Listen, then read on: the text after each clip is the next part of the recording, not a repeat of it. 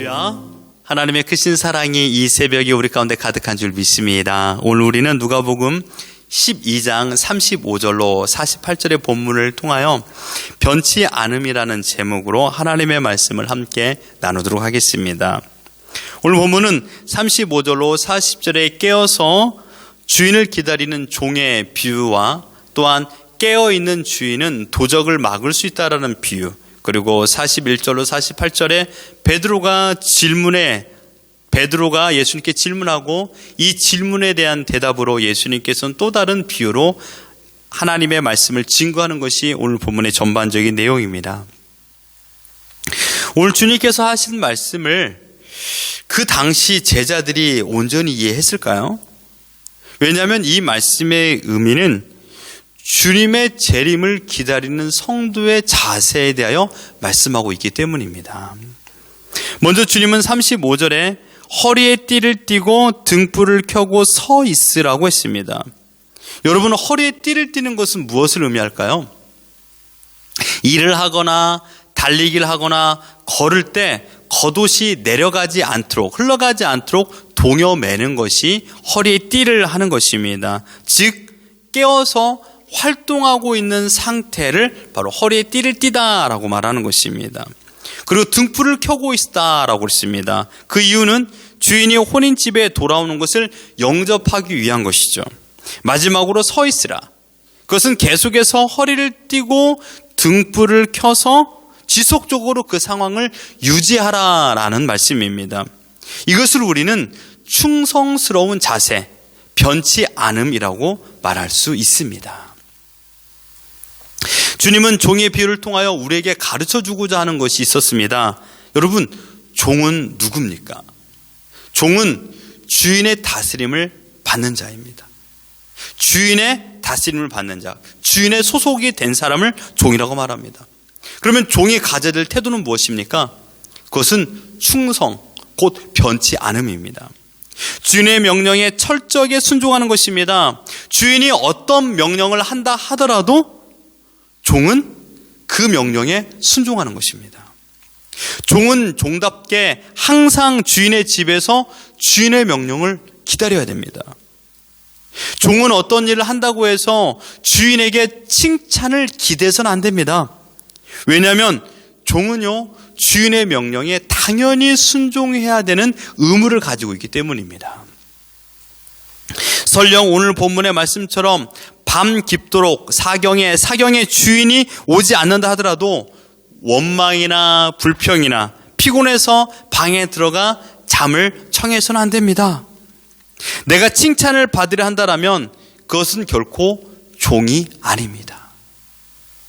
성경에 등장하는 모든 인물들을 보면 각기 다른 시대에 다른 삶을 살았습니다. 그러나 그들의 공통점은 한 가지입니다. 부르신 하나님께 충성하여 순종했다라는 것입니다. 하나님께 영광을 돌리는 삶을 살았죠. 아브라함, 요셉, 모세, 다윗, 베드로, 또한 바울 모두가 하나님의 뜻을 따라 살았습니다. 심지어 예수님께서도 하나님의 뜻에 순종했습니다. 빌립보서 2장 말씀을 보십시오. 빌립보서 2장 6절로 8절에 그는 근본 하나님의 본체시나 하나님과 동등됨을 취할 것으로 여기지 아니하시고 오히려 자기를 비워 종의 형체를 가지사 사람들과 같이 되셨고 사람의 모양으로 나타나사 자기를 낮추시고 죽기까지 복종하셨으니 곧 십자가에 죽으심이라. 주님께서 하나님의 명령을 따라 십자가에 달려 죽기까지 순종하셨습니다. 바로 하나님께서 나의 주인인 것, 나를 보내신 이의 뜻을 위하여서 주님은 철저하게 순종했던 것을 우리에게 보여주고 있습니다. 47절을 보십시오. 주인의 뜻을 알고도 준비하지 아니하고 그 뜻대로 행하지 아니한 종은 많이 맞을 것이요. 여러분, 종은 주인의 뜻을 알고 있습니다. 종은 자신에게 직무가 크든 작든 상관없습니다. 큰 역할을 감당해야 될 종이 있고요, 아주 허드렛 일을 감당할 종이 있습니다. 때로는 자기가 큰 일을 할 때도 있고 때로는 자기가 허드렛 일을 할 때도 있습니다. 비중의 차이가 중요한 게 아닙니다. 자신에게 주어진 일을 충성스럽게 하는 것이 중요합니다. 우리는 언제나 큰 역할을 중요합니다. 그래서 상대방과 비교합니다. 열등감에 빠지기도 하고요. 그 결과 행복하지 못합니다. 만족스러워지 못합니다. 심지어 우리가 자격지심에 빠지기도 합니다. 저 사람은 큰일 하고 나는 이 일을 한다라고 말할 때가 많이 있죠. 여러분, 연극에서는 모두 큰 비중이 있는 주인공만 하는 것이 아닙니다. 나는 나무다라는 책이 있습니다. 그 책에 보면 로빈 후드가 이 화살을 쏘는 장면이 나옵니다. 여러분, 로빈 후드가 중요할까요? 아니면 사과가 중요할까요? 아니면 사과를 매단 나무가 중요할까요? 사람이 역할을 감당하는 것은 로빈 후드와 나무 역할이 있습니다. 그런데 여러분, 나무가 없으면요, 사과는 공중에 둥둥 떠 있게 되겠죠. 각자마다 주어진 배역에 최선을 다해야 연극은 성황리에 마치게 되어 있습니다. 우리는 모두가 로빈 후드의 역할을 하고 싶어 합니다. 그러나 나무가 없다라면 그 역할은, 그 장면은 NG가 되는 것입니다. 이 땅은 하나님께서 각본을 써놓은 화려한 무대라고 저는 생각합니다. 거기에서 우리 모두는 각자의 위치에서 배역을 맡았습니다. 모든 대본은 1인칭 시점으로 기록되었습니다. 그 말은 무슨 말입니까? 모두가 주인공이라는 것입니다. 아버지, 어머니만 주인공이 아닙니다. 자녀도 주인공입니다. 왜요? 각자 인생을 살기 때문이죠. 내가 아버지니까, 내가 주인공이니까 너희들은 내 말을 들어라. 이건 어불성설입니다. 또한 아들과 딸이 자기가 주인공을 생각하며 아버지, 어머니는 그냥 나를 케어해주는 사람이야 라고 생각하는 것도 잘못된 것입니다.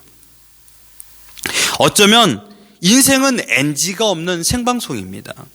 녹화 방송이 아닙니다. 끝까지 주인의 뜻을 따라 제 위치에서 각자의 삶을 열심히 살아가는 것입니다. 그리고 그것이 하나로 모여지며 하모니를 이루고 조화를 이루고 가정을 이루며 회사를 이루며 교회를 이루며 살아가는 것입니다. 아브라함이나 다윗의 인생을 보십시오. 하나님의 뜻을 따라 살아가지 않을 때는 죄된 삶을 살게 되었습니다.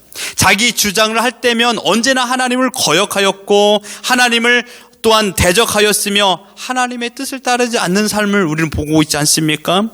여러분, 종은 철저하게 자신의 주장이 없어야 됩니다. 주인에게 쓰여지는 자들입니다. 그렇기 때문에 아무런 공로를 내세울 수가 또 없습니다. 자랑하는 것은 옳지 못합니다. 내가 자랑하고 싶은 생각이 드는 그 순간 그 사람이 이제 종이 아닌 것입니다. 더 나아가 그 순간이 바로 하나님 앞에 죄를 범하는 것입니다. 지금 우리에게 필요한 것은 종의 태도, 즉 변치 않음입니다. 예수님을 나의 구주로 모시고 그분을 따른 자는 철저하게 주님의 뜻을 따라 살아가도록 불러주신 자들입니다. 나의 행복을 추구한 인생이 아니라 오직 하나님의 나라와 영광을 위하여 살아갈 수 있도록 불러주신 겁니다. 나에게 허락하신 무대에서 오늘이라는 현재의 시간을 충성스럽게 살아가는 것, 이게 바로 종의 태도입니다. 이렇게만 보면 종으로만, 노예로만 살아가는 것이 너무 옳지 않다라고 생각하시는 분들이 많습니다. 여러분, 자세히 보십시오. 우리가 과거 주님의 종이 되기 이전에 누구의 종이었습니까? 바로 죄의 종이었습니다. 사단의 종이었다라는 말입니다.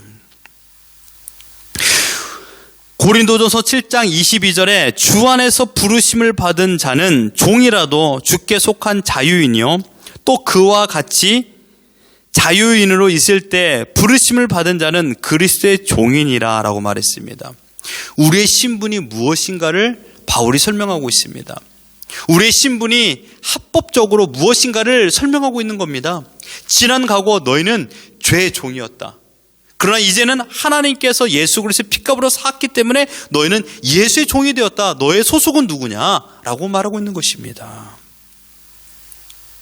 신자는 예수 그리스도의 부름을 받았음으로 인하여 이제는 예수님의 것이 되었습니다. 이것이 구원이요, 이것이 은혜인 줄 믿습니다. 이게 바로 구속입니다. 우리는 주님께서 부르시기 전에 죄의 노예 상태였습니다.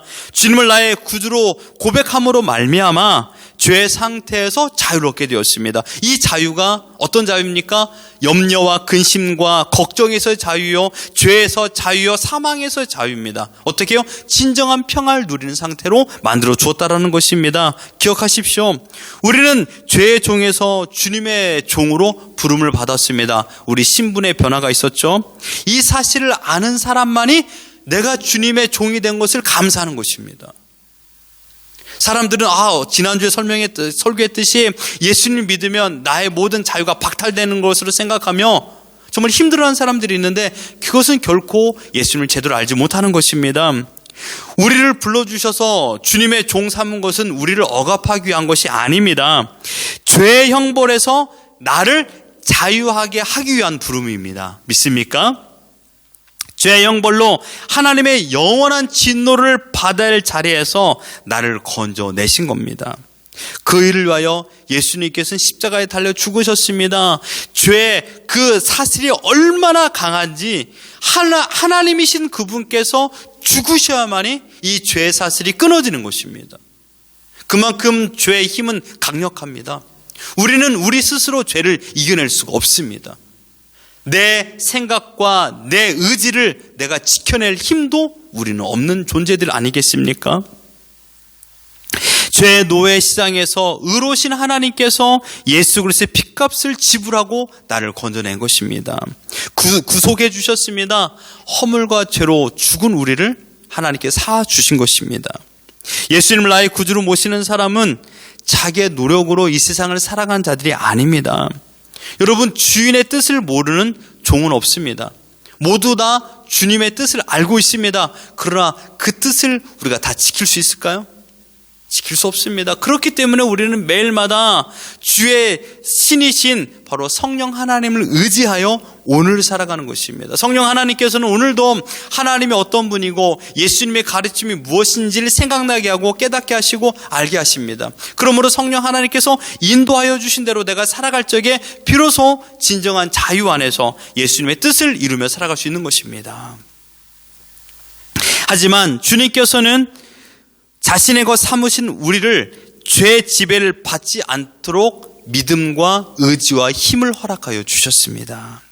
죄에 대하여 적극적으로 저항할 수 있도록 우리로 하여금 이 거룩한 길을 걸어갈 수 있는 힘을 허락하여 주셨단 말입니다. 죄에 저항할 수 있는 힘을 우리에게 주심으로 우리는 평강을 누리며 살아갈 수 있습니다. 기억하십시오. 우리는 주님의 것입니다. 주님은 우리를 자신의 것 삼기 위하여 자신이 십자가에 죽으셨습니다. 철저하게 주님의 뜻을 충성하는 사람으로서 오늘을 살아야 됩니다. 지금 나의 자리에서 깨어 허리를 동이고 등불을 들고 서서 기다리십시오. 주님이 언제 오실지 모르지만, 그때가 언제인지 알지 못하지만 우리가 해야 될 것은 변치 않음입니다.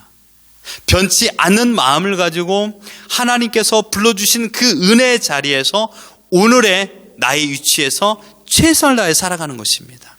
언제 하나님께서 어떤 문을 열어주시고 어떻게 이끌어갈지 모릅니다. 그러나 중요한 것은 무엇일까요? 깨어있는 사람이 복이 있도다라고 말하지 않았습니까? 깨어서 주인을 맞이하는 사람은 복이 있도다 그랬습니다. 이것은 곧 깨어있음으로 말미암아 구원에 이른다라는 표현을 하고 있는 것이죠. 그렇다면 우리는요, 오늘 하나님께서 허락하여 주신 이 자리에서 깨어 기다리는 것입니다. 결코 우리를 홀로 내버려두지 않았습니다. 주의 영이신 성령 하나님께서 우리와 함께하고 계십니다. 죄에서 자유를 얻게 하신 하나님의 위대한 사랑이 지금 우리 가운데 가득한 줄 믿습니다. 이 은혜를 찬양하십시오. 변함없이 우리를 사랑하시는 하나님을 우리 또한 변함없이 사랑하기를 바랍니다. 오늘 하나님께서 허락하신 나의 인생, 엔진하는 인생 없습니다. 모두가 생방송입니다. 끝까지 하나님께서 허락하신 그 인생을 믿음으로 사십시오. 충성이란 뜻은 바로 변치 않음입니다. 바라옵기는 오늘 하나님께서 허락한 인생, 철저하게 하나님의 은혜를 생각하며 감사와 기쁨으로 살아가는, 그래서 NG 없이 하나님께 영광 올려드리는 우리 모두가 되기를 예수 그리스도 이름으로 축원합니다.